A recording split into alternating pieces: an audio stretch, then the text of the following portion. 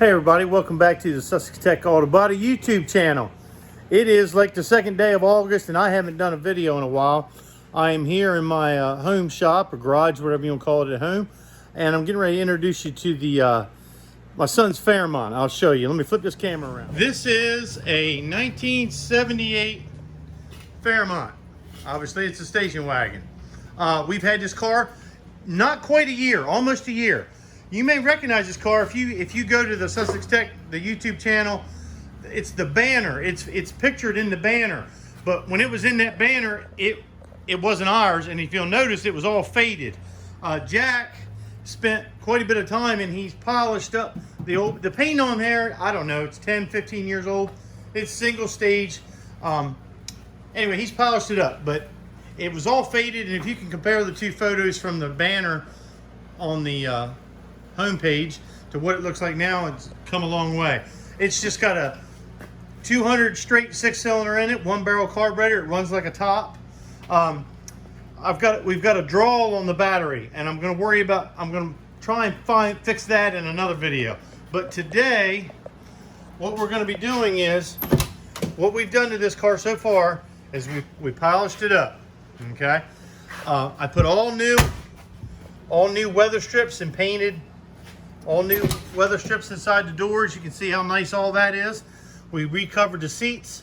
Local guy, great, hit me up on Messenger, and I'll tell you who did that. He redid the seats.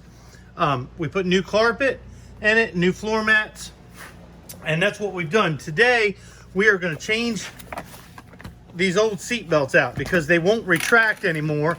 And the inertia switch, when you yank this thing, it's supposed to stop, and it doesn't do that anymore. All right, here's my new seat belts. Now, I ordered these. These are American made. These are universal 3-point seat belts. The color is great on them. Go ahead and get this cover off because there's the original seat belt. Okay, we got a 50 Torx right here. We're going to take that out first. Jack's going to knock that out. Go for it, Jack. We're going to see if we can get lucky and get it with this cordless impact first. Well, the cordless didn't have enough guts to do it, so we got the big impact on there now. We'll give it a shot. There, it did it. Okay, if we pull this cover up, there's another 50 Torx right under there, and we're going to take that one out.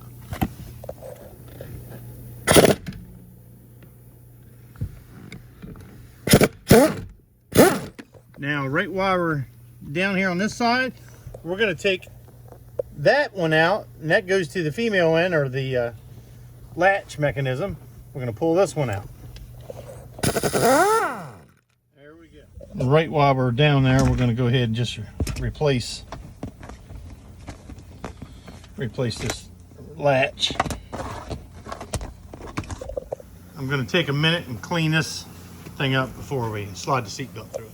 Now we're going to pop this cover open here, and there's another 50 Torx, and we're going to take that out.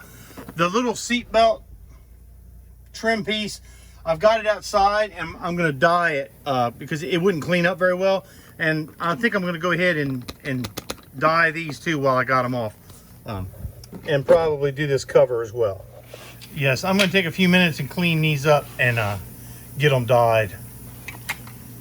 It'll look a lot better. Okay, what I've just done is, because I'm going to put this cover after we clean it all up, and we're going to spray dye on it. I'll show you that. I'm going to clean it all up. I drilled this, there was a pop rivet there. That's going to allow this to slide off. The problem you got is you can't get this through that hole right there. See, I'm going to put the new seat belt inside of this. Yes, I could cut this off, but that wouldn't let me get this one in there, and I don't want to cut this old one anyway, just in case something. I just don't throw away anything, just how I am.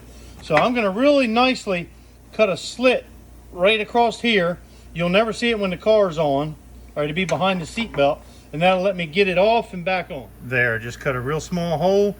When it's behind the seat belt, you'll never see it again. So now I can slip this right off of there. Okay, now I'm getting ready to this is dye, it's not spray paint. It works really, really well. I've scuffed these, I've cleaned them up, I've scuffed them, and you want to use just light coats And it'd take several coats. You don't want it on there thick. It's not paint anyway, but if it were to flake off, it would be, if you put it on there thick, they would be bigger flakes for one, and that's not the way it's meant to be. We'll put a couple coats on this. Okay, that turned out nice. Pop it back in here. And we're gonna slip the new seat belt